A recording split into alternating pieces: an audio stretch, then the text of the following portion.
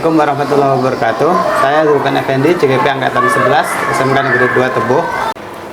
Assalamualaikum warahmatullahi wabarakatuh. Waalaikumsalam warahmatullahi wabarakatuh. Kepala Sekolah SMK Negeri 2 Tebo mengenai dilema etika dan bujukan moral.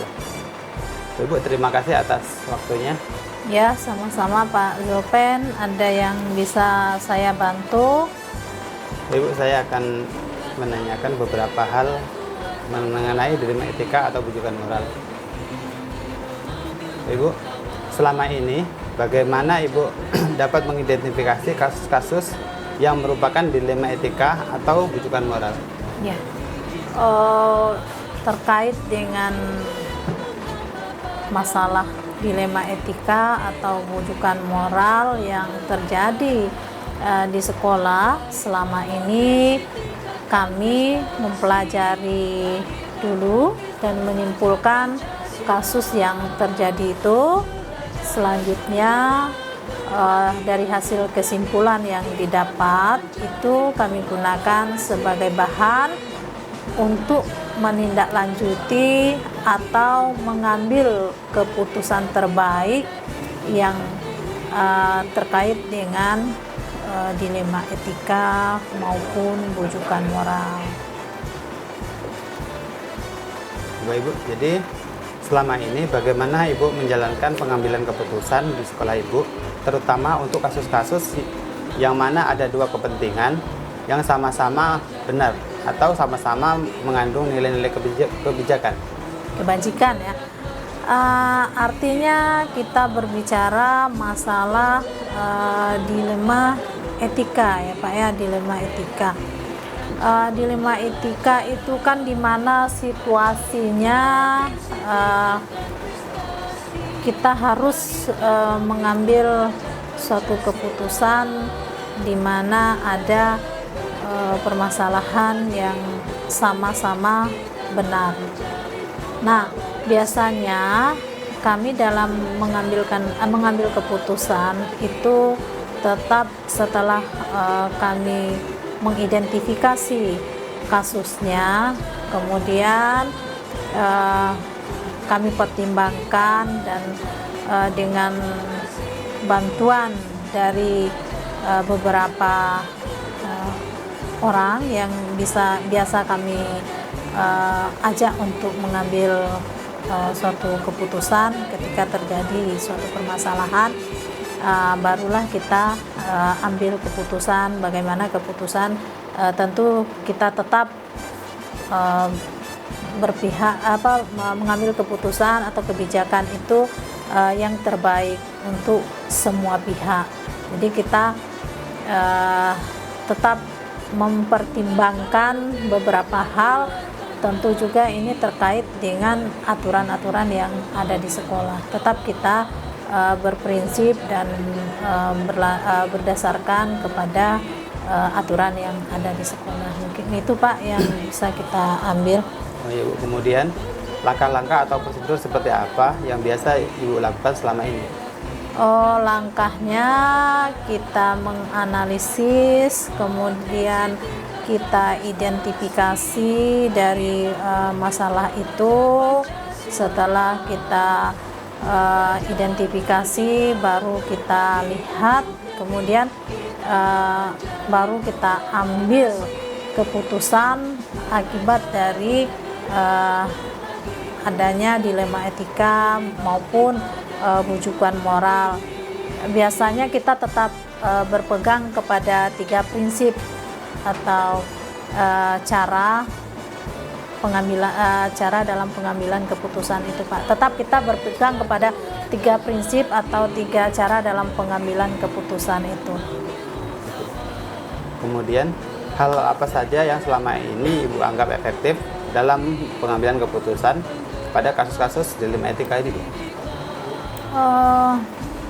Yang kami anggap efektif dalam pengambilan keputusan selama ini ya tergantung permasalahannya, besar kecil dan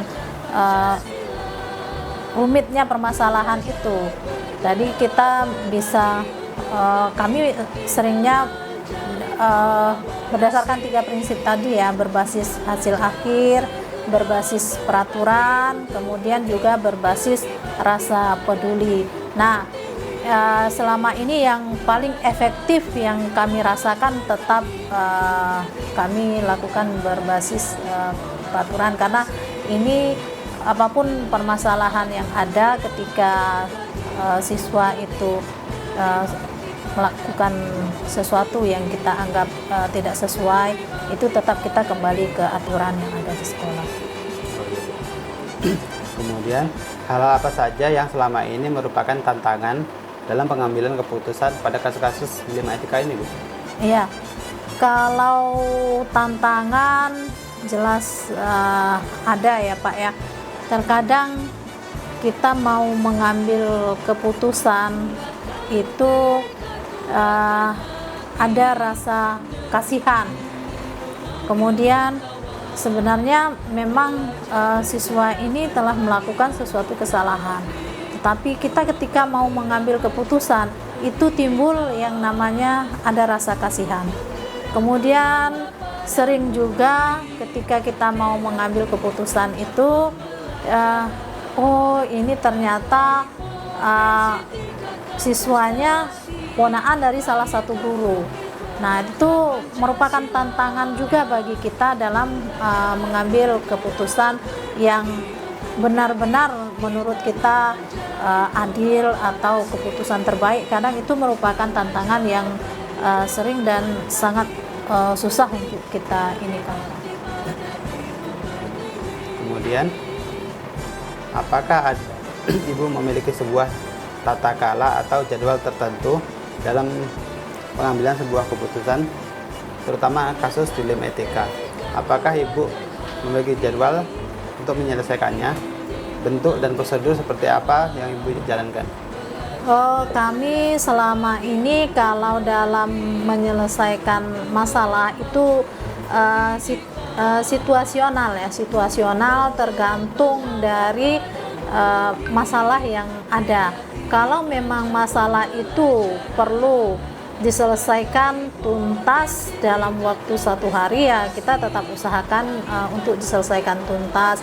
Namun kalau memang masalahnya belum bisa diselesaikan ya kita tetap memberikan jeda waktu untuk adanya bagaimana yang bermasalah ini bisa berpikir positif, kemudian baru nanti kita akan selesaikan kembali ya, tergantung dengan jenis masalahnya, dan biasanya kita situasional saja. Kalau memang permasalahannya itu mendesak dan harus diselesaikan pada hari itu ya kita tetap selesaikan di hari itu, dan kita tetap usahakan penyelesaian masalah itu secepat mungkin.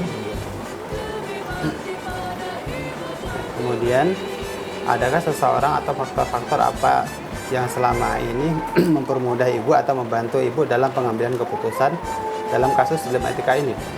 Oh iya, jelas kami dalam mengambil keputusan atau kebijakan itu juga tidak kami lakukan langsung keputusan itu just dari kami sendiri, namun juga tetap selalu berkoordinasi dengan guru BK yang jelas yang tahu pasti tentang kasus-kasus atau permasalahan yang dihadapi oleh anak-anak, kemudian juga dengan wali kelas, kemudian kita juga berkoordinasi dengan ketua program keahlian, dengan wakil kepala sekolah, terutama tentu wakil kepala sekolah bidang kesiswaan. Kita tetap berkomunikasi dengan beliau sebelum kita mengambil keputusan atau kebijakan.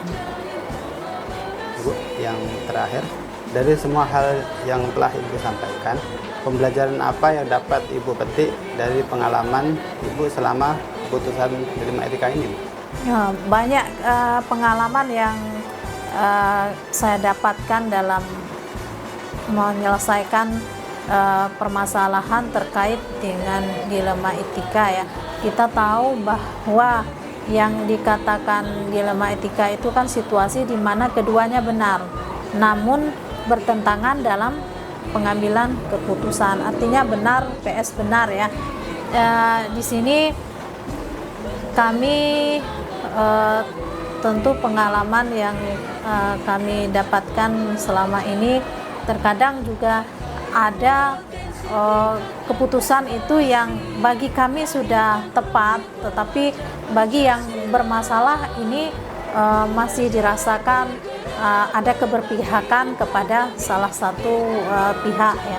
Itu pengalaman yang kami rasakan, tapi insya Allah selama melakukan tugas sebagai kepala sekolah dalam mengambil keputusan, insya Allah sudah benar-benar dipertimbangkan, karena sebelum mengambil keputusan itu kita sudah melalui tahap ada identifikasi masalah, kemudian kita analisis masalahnya, kemudian kita lihat prinsip-prinsip dalam pengambilan keputusan itu.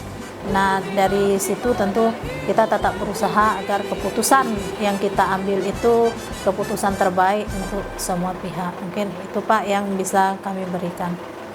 Oke, terima kasih Bu atas semua waktunya. Jadi saya Iya. akan kembali ke lokal. Terima kasih Ya, Bu. terima kasih Pak Zulpen atas kesempatan untuk berwawancara pada hari ini. Semoga kegiatan pendidikan guru penggerak yang Pak Zulpen ikuti menjadikan Pak Zulpen untuk menjadi guru yang lebih profesional ke depannya. Terima kasih. Terima kasih Bu. Ya. Terima kasih Bu. Yuk, Assalamualaikum. sama-sama. Waalaikumsalam. Assalamualaikum warahmatullahi wabarakatuh. Waalaikumsalam warahmatullahi wabarakatuh. Pada hari ini saya akan mewawancarai Kepala Sekolah SD Negeri 194 Kabupaten Tebo. Mohon maaf Bu, minta Baik, waktunya. Bapak. Siapa? Silakan Bapak. Baik Bu, langsung saja. Baiklah.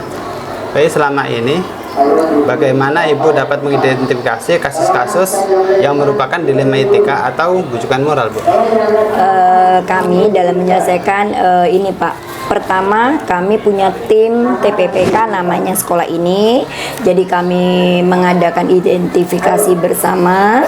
Dari hasil identifikasi bersama ini, kami menentukan akar-akar masalah dari dilema tersebut.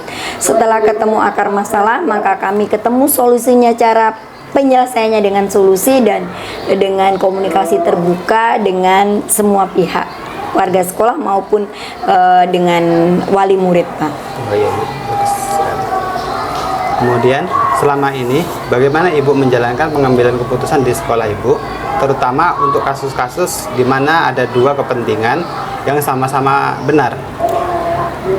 Baik Pak, ini dilema yang harus dilakukan dengan adil.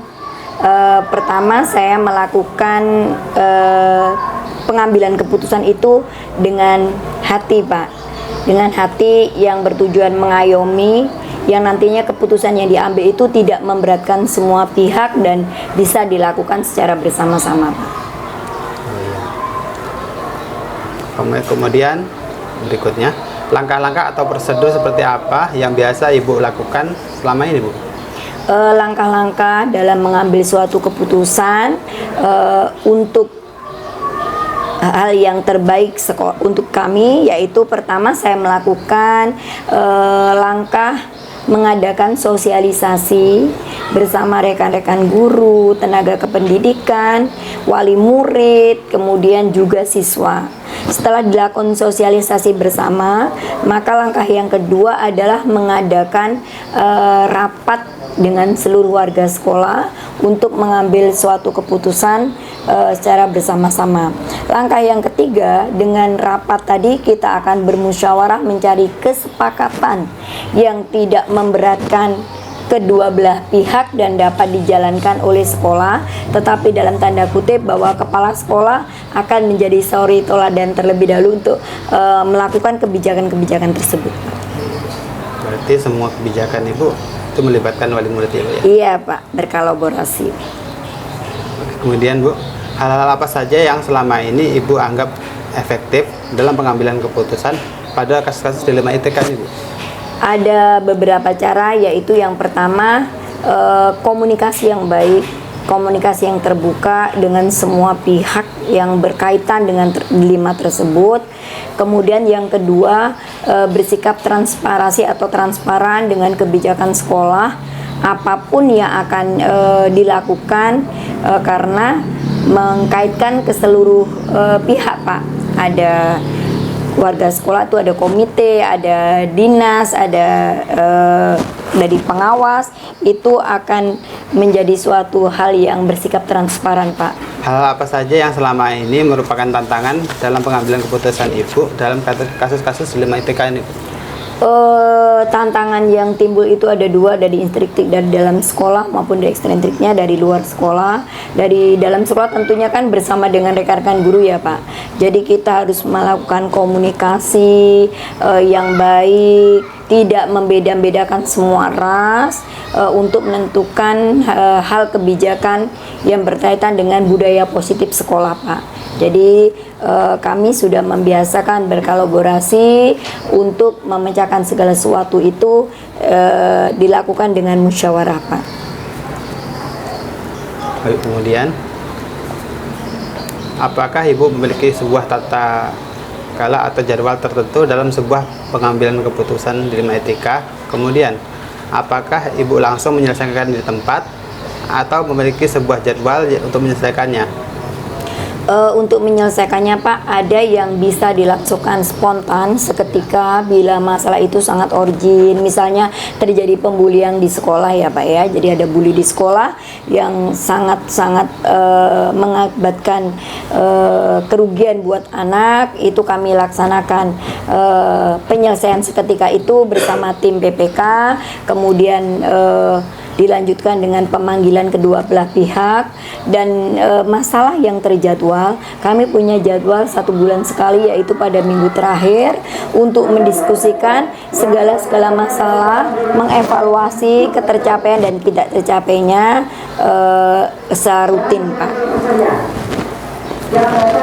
Dan kami memiliki seperti jangka menengah, jangka pendek, jangka menengah, jangka panjang, yaitu setahun, 2 tahun, sampai 3 tahun itu menjadi budaya positif sekolah yang memang dilaksanakan tanpa ada paksaan lagi. Adakah seseorang atau faktor-faktor yang selama ini mempermudah atau membantu Ibu dalam pengambilan keputusan dalam kasus-kasus dilema etika ini, Bu? Banyak, Pak. Terutama saya dibantu oleh guru-guru muda kami yang etos kerjanya sangat bagus, kemudian berinovatif dan mau bekerja sama dengan baik. Ditambah lagi dengan guru penggerak kami punya 6, Pak. Jadi itu adalah mentor di sekolah ini yang membantu dalam hal-hal penyelesaian masalah-masalah di sekolah. Kemudian yang kedua, saya selalu berkoordinasi dengan pengawas, Pak, melakukan diskusi, koordinasi dengan hal-hal apa kebijakan yang dilaksanakan di sekolah ini. Yang ketiga, saya selalu mengadakan diskusi dengan pihak Dinas Pendidikan Kabupaten Tebo untuk duduk bersama dalam memberikan informasi tentang keputusan-keputusan atau peraturan-peraturan yang kami lakukan di sekolah ini. Kemudian yang keempat, saya selalu berkonfirmasi dengan komite beserta pengurus sekolah untuk tahu hal-hal apa peraturan yang ada di sekolah ini. Terakhir, kami juga memiliki guru tamu dari SD 194 yang berasal dari wali murid yang punya kompetensi tersendiri untuk membantu proses pembelajaran, terutama P5, Pak. Ada yang membatik, ada yang penulis buku, dan kami alhamdulillah batik sudah ready, Pak, sudah punya motif tersendiri di sekolah ini, sudah mulai produksi walaupun baru guru yang memakai. Kemudian untuk literasi, anak-anak kami sudah bisa menulis buku antologi cerita anak-anak, Pak. Itu mungkin yang mendukung semakin terwujudnya peraturan di sini, Pak. Dan lengkap, Bu, semua. Bu, yang terakhir, dari semua hal yang telah Ibu sampaikan, pembelajaran apa yang dapat Ibu petik dari pengalaman dan pengambilan keputusan dilema etika ini, Bu? Yang pertama, diri saya sendiri mempunyai pribadi yang lebih sabar, dan tidak mudah putus asa dalam menghadapi masalah-masalah yang ada di sekolah ini. Kemudian yang kedua, untuk guru-guru semakin berkolaborasi, bekerja sama untuk mewujudkan proses pembelajaran di sekolah ini, dan mereka memiliki sifat berbagi praktek baik sesama guru di sekolah maupun ke sekolah lain. Kemudian yang ketiga, dari pribadi saya sendiri, saya lebih dekat dengan Allah Subhanahu wa taala. Disitulah saya tempat mengadu dan berjurat segala masalah saya yang memohon untuk diberikan kemudahan dengan izin Allah. Kemudian yang keempat, saya lebih bisa mengevaluasi dari program-program peraturan yang diterapkan di sekolah ini, memonitoring secara kontinu, kemudian mengadakan refleksi untuk melakukan program tindak lanjut dari peraturan yang ditetapkan di sekolah ke depannya, Pak. Mungkin itu salah satu yang baru bisa kami laksanakan, Pak. Terima kasih Bu atas semua waktunya. Dan kami nanti mohon bantuannya kalau ada hal-hal yang kami butuhkan. Insya Allah siapa yang kurangnya Bapak tambahkan sendiri. Kami doakan Bapak sukses menjadi guru penggerak yang dapat menggerakkan semua warga sekolah, Pak. Oke, terima kasih Bu. Iya, Pak. Assalamualaikum. Waalaikumsalam warahmatullahi wabarakatuh.